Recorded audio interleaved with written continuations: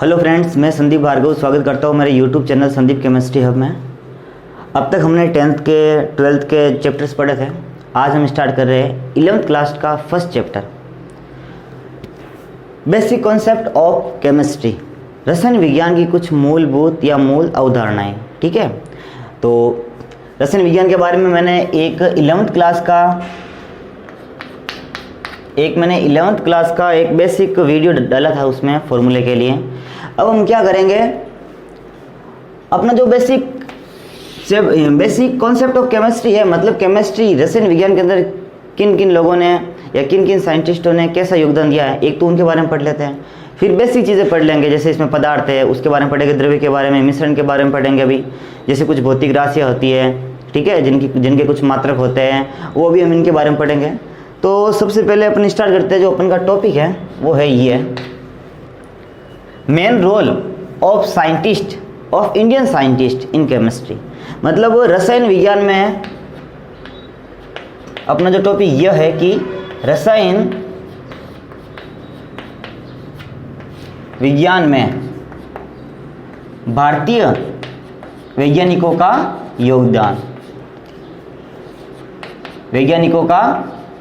योगदान, अब ऐसे तो बहुत सारे साइंटिस्ट हैं, ठीक है, उनके बारे में अपन इतना डिस्क्राइब नहीं करेंगे, लेकिन अगर कुछ साइंटिस्ट की बात करें तो सबसे पहले जैसे एटम्स के बारे में हालांकि प्रैक्टिकल दूसरे साइंटिस्टों ने दिया, लेकिन एटम्स के बारे में सबसे पहले बताया किसने था, अपने जो केमिस्ट्री के ज्ञाता महर्षि कणाद, ठीक है ना।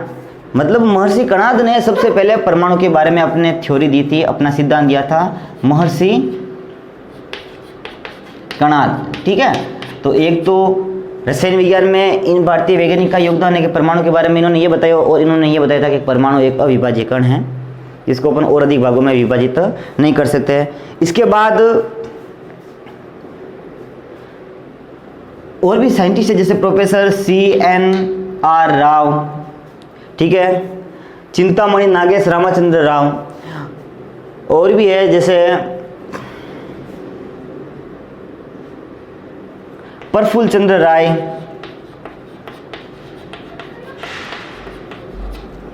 इन्होंने भी बताया था हिस्ट्री ऑफ हिंदू केमिस्ट्री, इन्होंने एक पुस्तक भी लिखी थी केमिस्ट्री के अंदर। और भी साइंटिस्ट है जैसे प्रोफेसर गोवर्धन, प्रोफेसर सुखदेव, ये कुछ साइंटिस्ट है अपने इंडिया के जिन्होंने रसायन विज्ञान के बारे में बहुत बड़ा योगदान दिया है अपना। और इन्होंने क्या योगदान दिया है वो इनके बारे में अपन कभी ना कभी तो पढ़ेंगे जब अपने ये टॉपिक्स में आएंगे। अभी अपना जो मेन टॉपिक है अपन उसको लेकर चलते हैं कि हम सबसे पहले पढ़ेंगे इसमें क्या कि रसायन विज्ञान का अलग अलग क्षेत्रों में क्या योगदान रहा है, ठीक है, रसायन विज्ञान का अलग अलग क्षेत्रों में क्या योगदान है, ठीक है ना, या क्या महत्व है, या the role of chemistry in different field, ठीक है, या डिफरेंट एरिया। रसायन विज्ञान का क्षेत्रों में योगदान।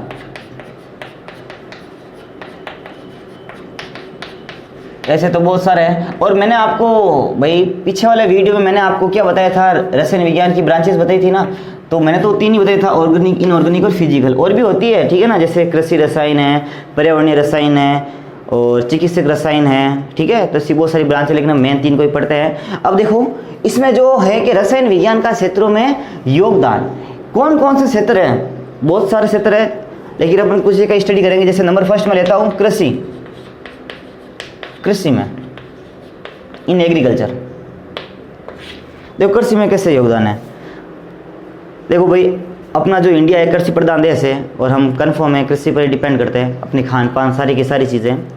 तो ये कृषि में कैसे है कि अपने इंडिया की पॉपुलेशन बहुत ज़्यादा है, और पॉपुलेशन ज़्यादा है तो कन्फर्म है खान पान भी क्या होगा ज़्यादा, और खान पान ज़्यादा है करने के लिए अपन को क्या करना पड़ेगा, कृषि, और कृषि की जो मात्रा उसको ज़्यादा करना पड़ेगा। इसके लिए आजकल अपन बहुत सारे केमिकल्स को यूज़ कर रहे हैं, जैसे मैनर, उर्वरक, जैविक खाद तो अपन यूज करते हैं, लेकिन अपन कृत्रिम खाद उर्वरकों काम में ले रहे हैं, जिससे कम समय में अधिक फसल की तादाद हो सके और अपन को अधिक फसल मिल सके और वो फसल नष्ट ना हो, इनके लिए उनके ऊपर कीटनाशी कीटनाशी जो भी ये दवाइयाँ है इनको अपन इस्तेमाल करते हैं ताकि उन पे जो दाग वगैरह या कुछ जीवाणु वगैरह उन फसलों को नष्ट ना करें और हम अधिक से अधिक फसल की पैदावार प्राप्त कर सकें। तो ये तो है अपने वो केमिकल्स का कृषि में योगदान जो अपन को कम समय में अधिक फसलों को प्रदान या प्रोवाइड करवाते हैं, ठीक है। लेकिन इसका एक भाई अगर उपयोग है तो एक दुरुपयोग भी है, ठीक है। लाभ है तो हानि भी है। और हानि इसकी क्या है कि अपन एक ही भूमि पर अधिक बार बार जैसे उर्वरक है, ठीक है, कीटनाशी जिनका भी अपन बार बार यूज़ करेंगे तो वो भूमि को धीमे धीमे क्या कर देंगे, बंजर करना स्टार्ट कर देंगे। तो कृषि के क्षेत्र में कि भाई हम उर्वरक, कीटनाशी, ठीक है, कीटनाशी ये जो केमिकल्स को काम में ले रहे हैं तो ये अपना योगदान है, ठीक है, कृषि में। किसका? केमिस्ट्री का, रसायन विज्ञान का। अब हम औद्योगिक क्षेत्र लेते हैं। औद्योगिक क्षेत्र देखो ये इसमें कैसे आजकल बहुत बड़ी बड़ी इंडस्ट्री वगैरह है और इन इंडस्ट्री से अपन को सामान मिल रहा है, चाहे अपन प्लास्टिक से लेकर, ठीक है, खाने तक के लें। अगर अपन सीमेंट्स की बात करें तो सीमेंट्स में भी तो केमिकल्स मिलाते हैं। मार्बल्स की बात करें उनमें भी केमिकल्स होते हैं, जैसे lime plus CO2 is equal to marble. Marble कैसे बनता है कि लाइम के अंदर मैंने क्या डाला, CO2 गैस को फ्लो किया तो क्या बना, लाइमस्टोन। तो ये भी तो क्या केमिकल ही है ना। और ये हमें किन से प्राप्त होते हैं, बड़ी बड़ी इंडस्ट्रीज से प्राप्त होते हैं, उद्योगों से प्राप्त होते हैं। अगर अपन बात करते हैं कागज़ उद्योग की तो कन्फर्म है ये भी केमिकल से बना हुआ है, ठीक है। सीमेंट है, कागज़ है, चप्पल है, छोटी से छोटी चीज़ से लेकर बड़ी से बड़ी चीज़ तक जो हमें उद्योगों से प्राप्त होती है। चाहे गन्ने का रस ले लो, ठीक है, शक्कर, यानी भाई गन्ने द्वारा अपन शक्कर की फॉर्मेशन करते हैं ना, तो वो भी बड़े बड़े उद्योगों से ही प्राप्त होता है। तो इस प्रकार ये अपना योगदान है किस फील्ड में, इंडस्ट्रियल फील्ड के अंदर, ठीक है ना, औद्योगिक क्षेत्र के अंदर। सीमेंट है, जैसे अपन साबुन का भी ले लेते हैं, साबुन जिसको अपन कपड़े धोते हैं, स्नान करते हैं, उनमें भी क्या कास्टिक सोडा होता है, ठीक है ना। कास्टिक सोडा थ्रू उन साबुन को भी बनाया जाता है। जैसे कास्टिक सोडा मैंने ये ले लिया NaOH, ये मैंने कास्टिक सोडा ले लिया, दिस इज अ केमिकल, अपन इसको केमिकल कह सकते हैं। And chemical is belongs to chemistry, ये किससे बिलोंग्स हो गए, केमिस्ट्री से होंगे ना। तो ये अपने औद्योगिक क्षेत्र में किसका योगदान है, किस प्रकार योगदान है अपना, रसायन विज्ञान का, ठीक है। कि भाई अपन दैनिक दिनचर्या में जो भी चीज़ों को काम में लेते हैं कन्फर्म वो केमिकल्स की ही बनी होती हैं। चाहे अगर खाने के मैंगो जूस से लेकर के पहनने के जो वस्त्र है, ठीक है, उनमें भी केमिकल्स होते हैं। अलग अलग कलर देने के लिए अपन अलग अलग केमिकल्स को यूज़ करते हैं, ठीक है। तो इस प्रकार से अपना ये योगदान है रसायन का, किसमें, उद्योगों के क्षेत्र में। तीसरा हम पढ़ते हैं चिकित्सक या चिकित्सा के क्षेत्र में।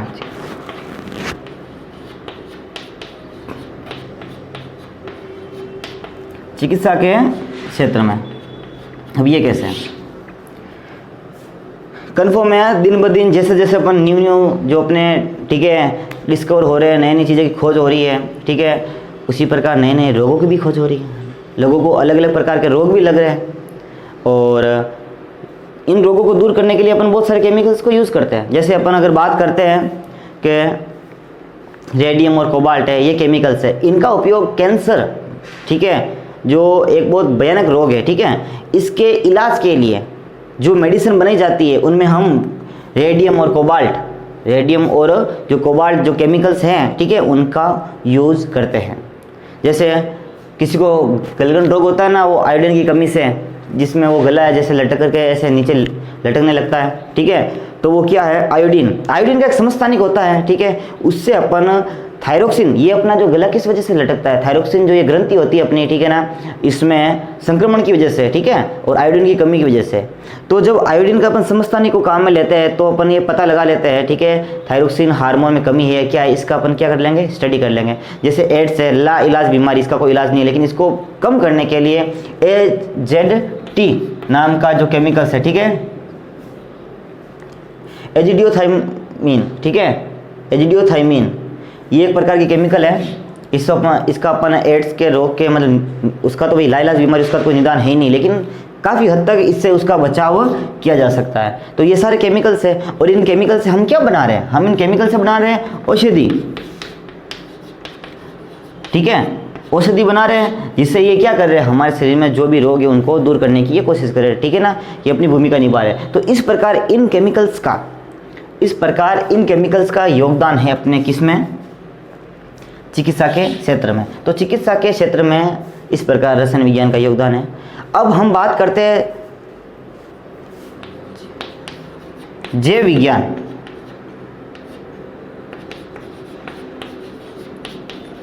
जैव विज्ञान के क्षेत्र में देखो ये कैसे है। जैव विज्ञान जैसे ये वर्ड आ जाए तो समझ लेना ये प्लांट्स और ह्यूमंस के बारे में बताता है। तो प्लांट्स और ह्यूमंस की जो जैविक क्रिया है इसके बारे में ये बताता है। उन जैविक क्रियाओं में जो जैविक घटक है उनकी जो गति है, ठीक है, उन गति का स्थानांतरण है, गति बढ़ाते हैं, गति कम करेंगे, उनमें जो उनका जो संगठन है, इन सब चीज़ों का अध्ययन करेंगे हम किस में, जैव विज्ञान में। और किसके थ्रू, केमिकल्स के थ्रू, ठीक है। मतलब इसका योगदान किस प्रकार है, जैसे किसी केमिकल्स थ्रू अपन क्या कर सकते हैं, जैविक क्रिया की जो गति उसको रोक भी सकते हैं, बढ़ा भी सकते हैं। फॉर एग्जांपल आजकल जैसे ग्रोथ हार्मोन के कुछ आते हैं, ठीक है ना, उनको अगर अपन किसी बच्चे को या फिर जिसकी हाइट नहीं बढ़ रही है उसको लगा दें तो उसकी हाइट भी बढ़नी स्टार्ट हो जाती है।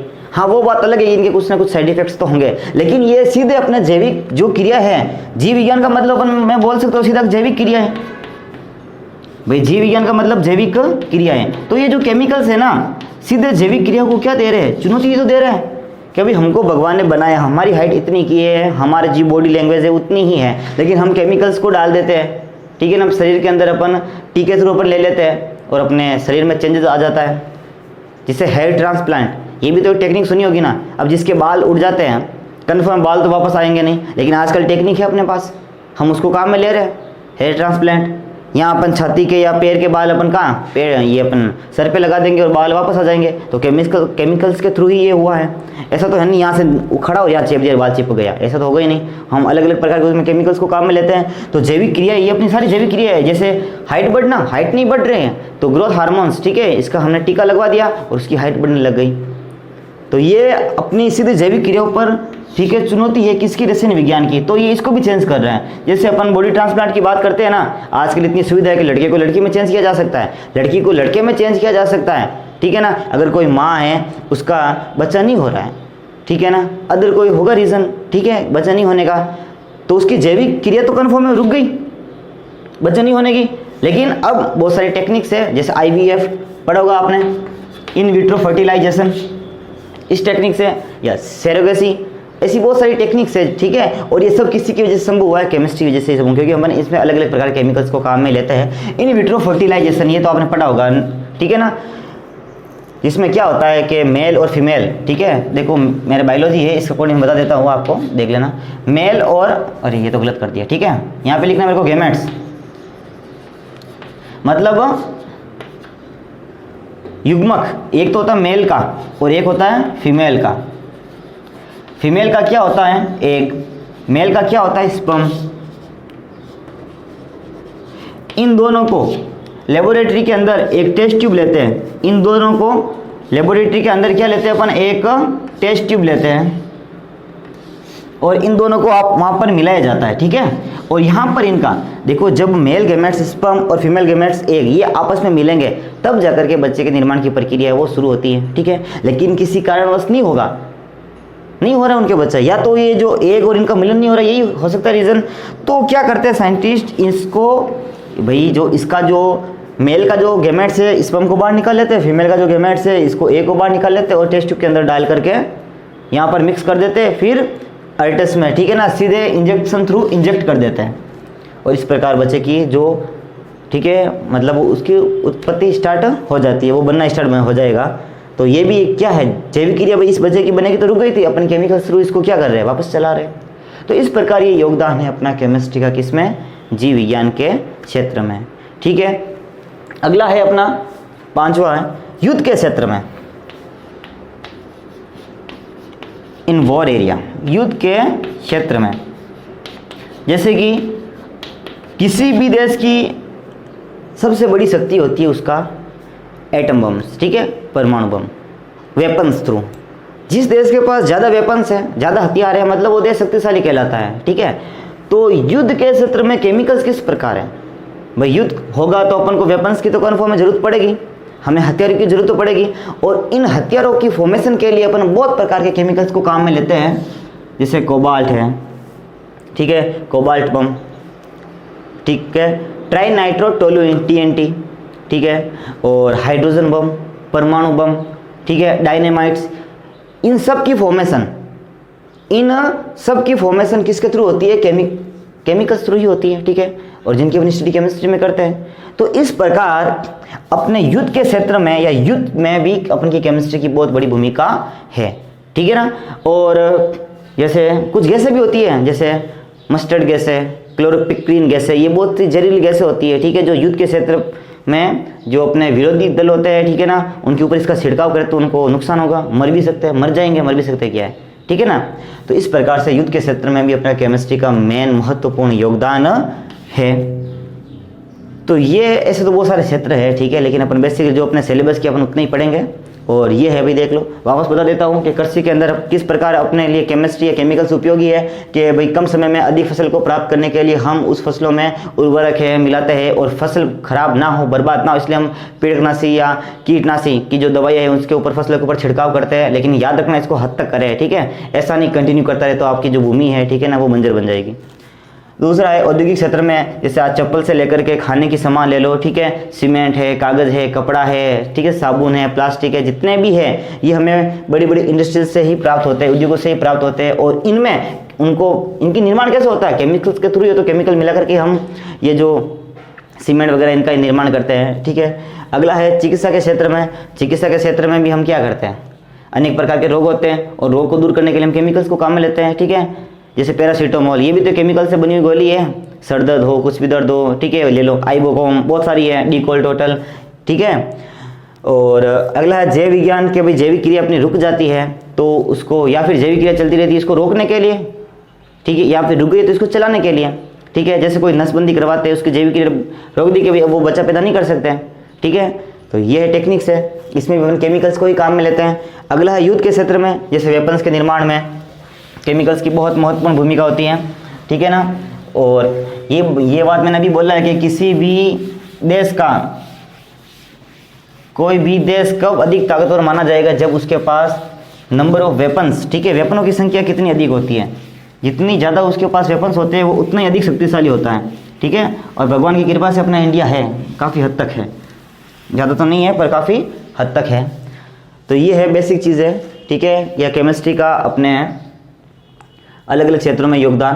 अब हम बात करते हैं द्रव्य की, मैटर, पदार्थ, द्रव्य, मैटर या फिर पदार्थ, ये क्या होता है? सिंपल थिंग्स है, कोई हार्ड नहीं है कि अगर कोई वस्तु होगी, ठीक है, उसका कुछ ना कुछ द्रव्यमान तो हो गई, और उसको हम कहीं पर भी रखेंगे तो कन्फर्म वो जगह घेरेगी, और जो जगह उसने त्रिविम में जितनी जगह को घेरा है वो जगह कहलाता है आयतन। क्या कहलाता है? आयतन। तो पदार्थ क्या, पदार्थ होता क्या है कि भाई कोई भी ऐसी वस्तु, ठीक है, जिसका खुद का कुछ ना कुछ तो भार होगा और जो जगह को घेरती है, उससे अपन क्या बोलेंगे? पदार्थ, ठीक है। जैसे ये डस्टर, इसको मैंने यहाँ पे रख दिया नीचे तो कन्फर्म उतनी जगह घेरेगा। इसको मैं यहाँ पे रखूँ, कहीं पे रखूँ, इसका भार तो होगा ना कुछ, तो इसका मतलब ये एक द्रव्य है, ये एक वस्तु है, ये एक पदार्थ है, ठीक है, याद रखना। तो मूल रूप से पदार्थ की अवस्था के बारे में बात करते हैं। पदार्थ किसे कहते हैं? कि वह वस्तु जिसका कुछ ना कुछ भार हो और कुछ ना कुछ द्रव्यमान हो, कुछ ना कुछ द्रव्यमान हो और जो जगह घेरती हो, उसको अपन क्या बोलेंगे? पदार्थ। मूल रूप से पदार्थ की 3 अवस्था होती है। एक तो ठोस अवस्था, जिसको अपन बोलते हैं solid state. According to states के अकॉर्डिंग में द्रव्य को डिवाइड कर रहे हैं अवस्थाओं के आधार पे, ठीक है ना। दूसरा है द्रव गैस, द्रव लिक्विड, और तीसरा है अपना गैस। तो मूल रूप से ये पदार्थ की 3 अवस्थाएं होती है, और हम अपने 11th के अंदर इन दोनों को अपन पढ़ेंगे विस्तार से, ठीक है, और इसको अपन 12th के अंदर पढ़ेंगे। लेकिन अभी मैं थोड़ा सा इनके बारे में बता देता हूँ कि ठोस क्या होता है। ठोस का मतलब, अगर आपको पूछ ले ठोस है क्या, तो आपको बस इतना ही बताना, ठोस एक पदार्थ की अवस्था है, ठीक है। What is solid? Solid is state of matter, ये एक पदार्थ की अवस्था है, ठीक है। अब इसमें क्या होता है? ठोस की विशेषता ये होती है कि उसका एक नंबर फर्स्ट द्रव्यमान।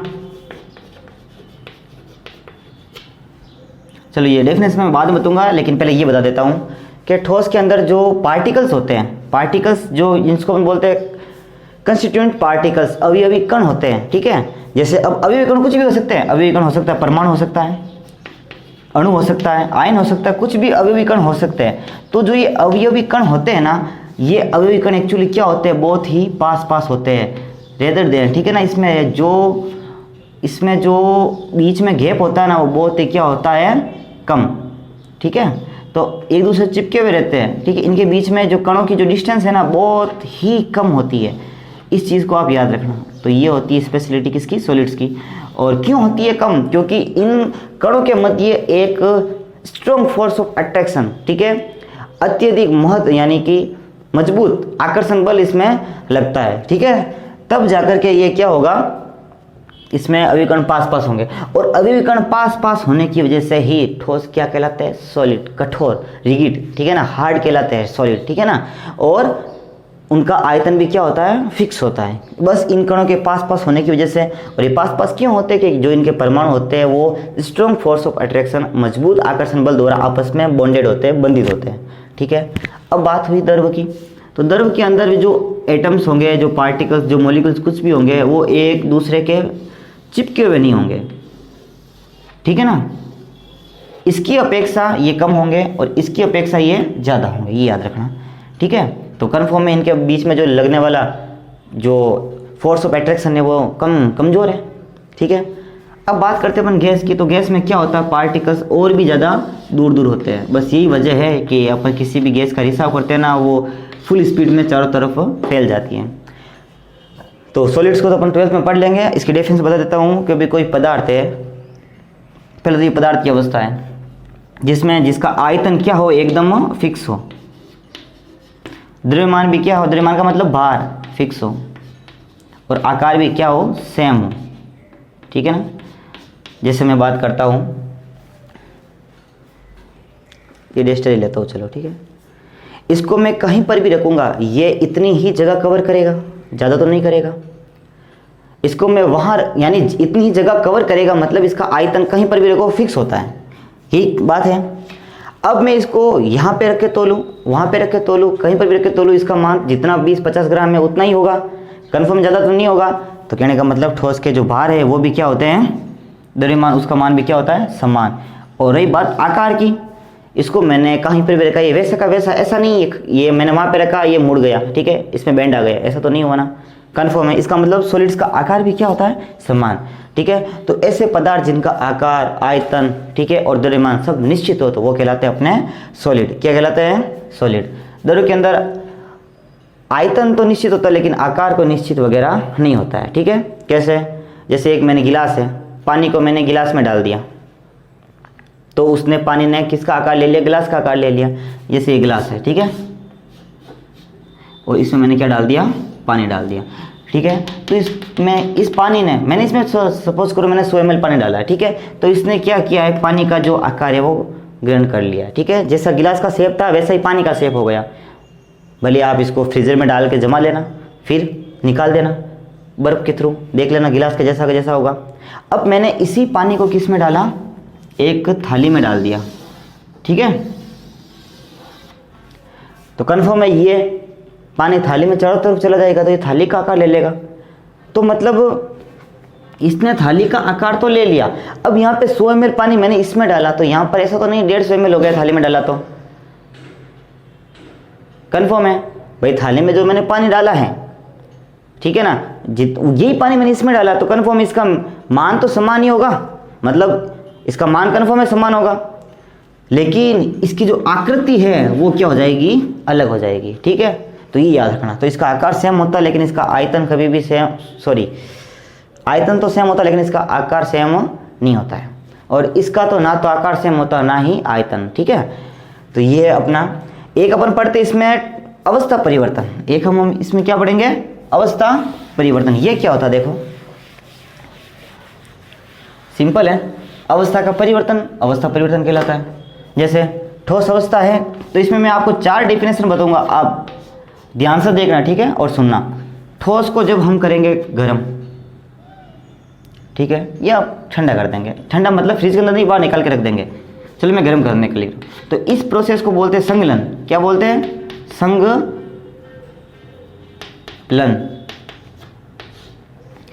ठोस अवस्था का द्रव अवस्था में बदलना क्या कहलाएगा? संघनन। जब ये लिक्विड है इसको मैं गर्म करूंगा, ट्रायंगल में किसके लिए शो कर रहा है? हीटिंग के लिए, ठीक है, शो करता है। तो ये किस में चेंज हो जाएगा? गैस में। तो गैस में चेंज हुआ या वेपर में चेंज हुआ तो इसको बोलते हैं वाष्पन। क्या बोलते हैं? वाष्पन, ठीक है। अब मैं क्या करूंगा, ये जो वेपर है, ये गैस है, इसको वापस कूल करूंगा मैं, ठीक है ना, और किस में चेंज कर दूंगा? द्रव में। गैस को मैं वापस किस में चेंज करूंगा? द्रव में। तो गैस को द्रव में चेंज करने की प्रोसेस कहलाती है संघनन। क्या कहलाती है? संघनन। अब जो ये द्रव है, इस द्रव को मैं वापस किस में चेंज करूंगा? ठोस में चेंज करूंगा। अगर मैं वापस ठोस में चेंज करूंगा तो ये प्रोसेस कहलाएगी हिमांकन, क्योंकि हिम का मतलब बर्फ, ठोस का मतलब बर्फ, ही मान सकते अपने इसको एक हिमांकन, ठीक है। लेकिन एक चीज याद रखना, जब अपन ठोस को सीधा गैस में चेंज करते हैं ना, तो ये प्रक्रिया कहलाती है सब्लिमेशन, उदर्वपातन, सब्लिमेशन। तो ये अवस्था परिवर्तन है कुछ, आप इसको समझ आना, देख लेना, ठीक है। कि ठोस को अपन चेंज करेंगे द्रव में तो इसको बोलेंगे संघनन, द्रव को चेंज करेंगे गैस में इसको बोलेंगे वाष्पन, और गैस को चेंज करेंगे द्रव में संघनन, और द्रव को चेंज करेंगे ठोस में हिमांकन, ठीक है। तो ये चार परिभाषा यहाँ से ही बन जाती हैं। ये तो मैंने अकॉर्डिंग टू स्टेट के अकॉर्डिंग मैटर को कितने पार्ट्स में डिवाइड किया गया ये बताया मैंने। अब हम इसको दो पार्ट्स और अलग से डिवाइड करते हैं, जिसमें दो चीज़ें आती है। एक तो आता अपना मिक्सचर, जिसको बोलते हैं मिश्रण, ठीक है, और एक होता है शुद्ध पदार्थ, प्योर मैटर, याद रखना, ठीक है। बांटा गया दो भागों में। मिक्सर का मतलब क्या होता है? दो या दो से अधिक पदार्थों का मिलना ही मिक्सर कहलाता है, ठीक है, मिश्रण कहलाता है, ठीक है। तो इनमें या दो से अधिक पदार्थ का घुलना, इसको दो भागों में बांटा गया, एक तो होमोजीनियस और एक हेट्रोजीनियस। होमोजीनियस का मतलब समांगी मिश्रण, समांगी मिश्रण, और हेट्रोजीनियस का मतलब होता है विषमांगी मिश्रण, विषमांगी मिश्रण।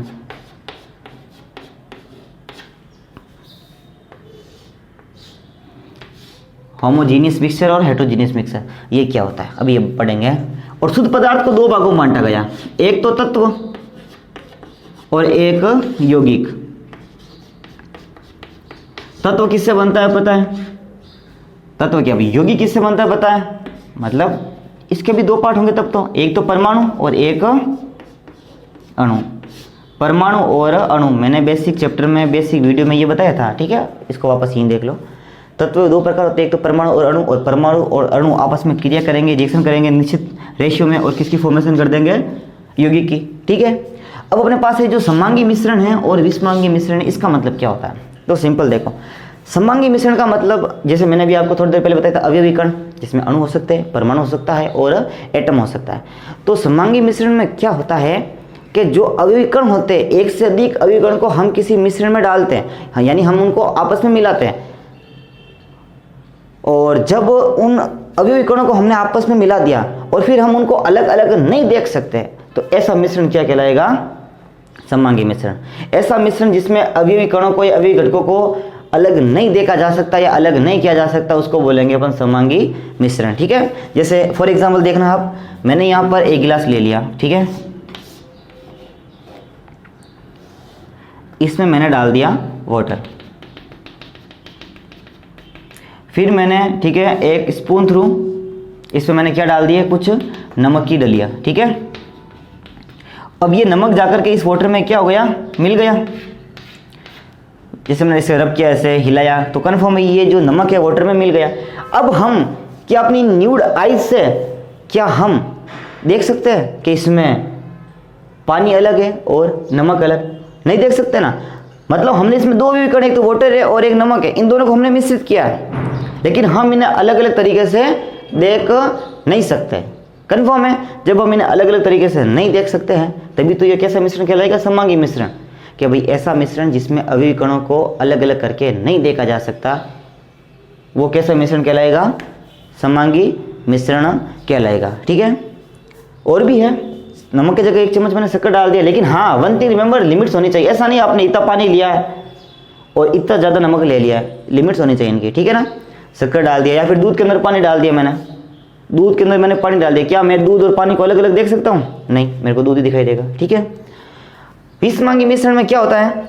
विषमांगी मिश्रण में जिनमें अवयवी कण को हम स्पष्ट रूप से देख सकते हैं, अवयवी कणों को स्पष्ट रूप से देख सकते हैं। जैसे कैसे कि मैंने यहाँ पर एक गिलास ले लिया और इस गिलास में मैंने क्या किया, थोड़ी ज़्यादा चौड़े मुंह वाली हो गई है, कोई बात नहीं, ठीक है, मतलब मॉडर्न गिलास है ये। इसके अंदर मैंने पानी डाल दिया।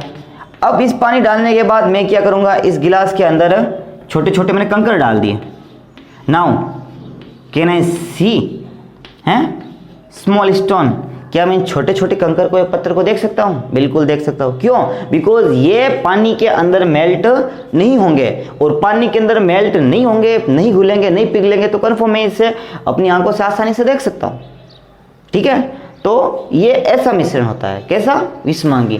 क्या भाई? ऐसा मिश्रण जिसमें हम अवयवी कणों को अलग अलग देख सकते हैं वो कहलाएगा अपना विषमांगी मिश्रण, और जिसको अलग अलग नहीं देख सकते वो सममांगी मिश्रण। कंकर के अलावा मैं चलो इसमें रेत डाल दूं तो रेत तो नीचे जम जाएगी ना, कन्फर्म है, ठीक है, लेकिन पानी ऊपर, दोनों भी दिखेंगे ना अपन को, तो ये कहलाता है विषमांगी मिश्रण। और शुद्ध पदार्थ, तत्व और यौगिक, तत्व और यौगिक, यौगिक की फॉर्मेशन फ्रॉम एलिमेंट्स, और एलिमेंट से भी कैसे है? Fix ratio of atom molecules and ions, ठीक है, कुछ फिक्स रेशियो होगा, अनुपात होगा, जिसमें अपन कुछ परमाणु लेंगे, कुछ अणु लेंगे और कुछ आयन लेंगे, ठीक है, और तब जाके किसकी फॉर्मेशन होगी? यौगिक की। और ये यौगिक कैसे बनते हैं ये मैंने आपको 11th क्लास का इंट्रोडक्शन ऑफ जो केमिस्ट्री है उसके अंदर मैंने आपको बताया था, फॉर्मूले कैसे बनते हैं। फिर भी अगर आपको समझ में ना आए तो मैंने अपने इसी चैनल पर एक 10th क्लास के लिए, ठीक है ना, इंट्रोडक्शन ऑफ केमिस्ट्री, उसके लिए 10th क्लास के लिए भी वीडियो बनाया था, ठीक है, जिसको मतलब मैंने स्टार्टिंग से बताया, तो आप उनमें भी देखना, तो केमिकल्स की फॉर्मेशन आराम से सीख जाओगे। And I request you please आप देखना, अगर आपको केमिकल्स बनाना आएंगे तभी आप जाकर केमिस्ट्री में सब कुछ कर पाओगे, अदरवाइज नथिंग। ये चीज़ भी याद रखना है। तो ये तो चीज़ें हो गई, बेसिक चीज़ें, और डोंट वरी अपन चल रहे हैं, ठीक है। अपना आरबीसी सीबीएसई बोर्ड, चाहे हिंदी में, अब जो हिंदी मीडियम की आरबीसी और सीबीएसई बोर्ड की जो बुक्स है 11th की सेम ही है, ठीक है, एनसीईआरटी थ्रू ही है दोनों की, याद रखना। तो वैसे और पढ़ाऊंगा आपको कुछ एक्स्ट्रा ही, कम नहीं पढ़ूंगा, अपन सीधा टॉपिक वही से चल रहे, अपना फर्स्ट चैप्टर का किताब में आप चेक कर सकते हो, उसी टॉपिक्स के अनुसार ही अपन चल रहे हैं, ठीक है। अब हम इसमें पढ़ते हैं एसआई पद्धति, एसआई मेथड। ये क्या होता है? What is that? भौतिक राशियों की एसआई मेथड क्या होती है? इंटरनेशनल सिस्टम ऑफ यूनिट्स इसकी फुल फॉर्म होती है, ठीक है। एसआई मात्रक पद्धति बोलते हैं इसको, ठीक है ना, एसआई मात्रक पद्धति, इंटरनेशनल सिस्टम्स ऑफ यूनिट्स, ठीक है। तो क्या हुआ था 1960 में 11वें सर्व सम्मेलन में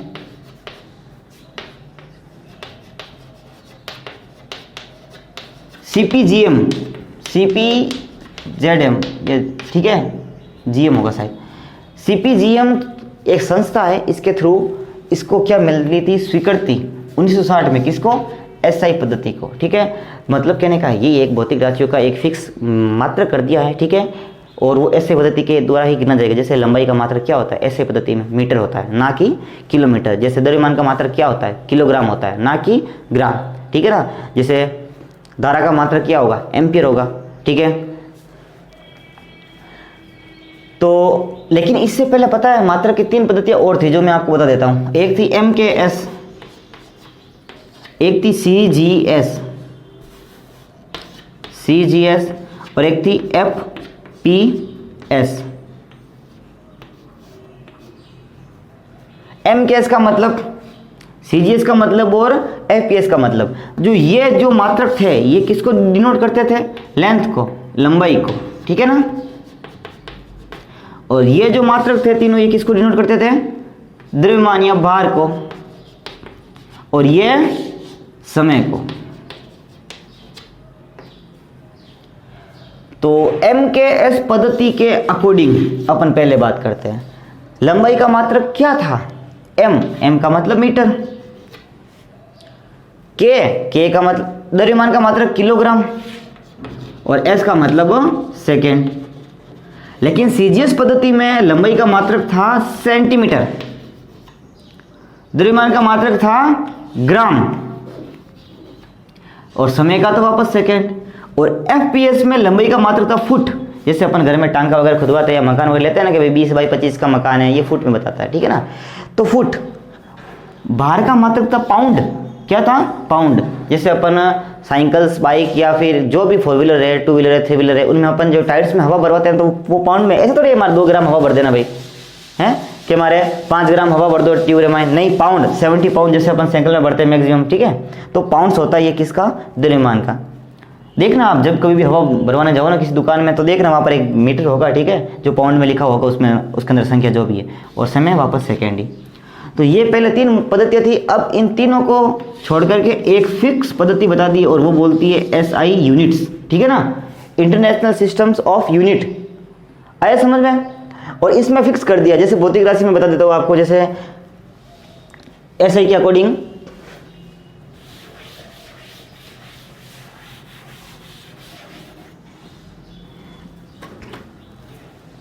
जैसे मैंने ले लिया लंबाई एसआई के अकॉर्डिंग, ठीक है ना।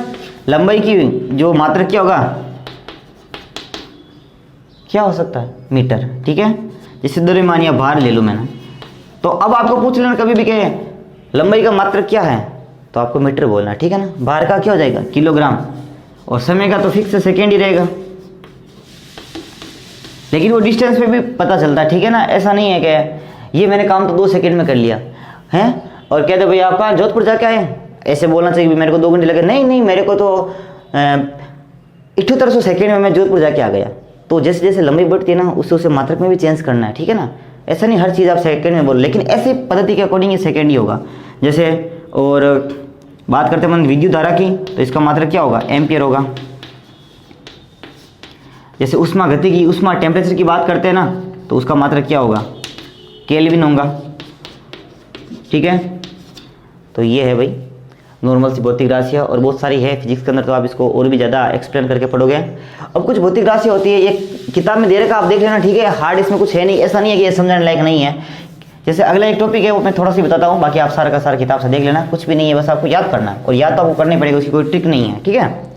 जैसे कुछ भौतिक राशि कुछ मात्रक होते हैं, ठीक है ना, उनके पूर्व लग्न होते हैं। जैसे अपन बात करते हैं 10 की घात -1 की बात करते हैं, इसको बोलते हैं डेसी, और इसको 100 किससे करेंगे? इसको सिंबल थ्रू डी से, स्मॉल डी से।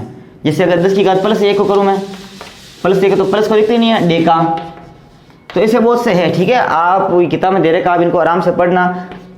-2 को सेंटी बोलते हैं, -3 को मिली बोलते हैं, और -6 को माइक्रो बोलते हैं, -9 को नैनो बोलते हैं, -12 को पिको बोलते हैं, ठीक है। जैसे यहाँ पर माइनस जगह +3 लगा रहा हूँ मैं, इसको क्या बोलेंगे? किलो बोलेंगे। 10 की घात 6 को मेगा बोलेंगे, ठीक है। तो याद रखना ये इस प्रकार से है।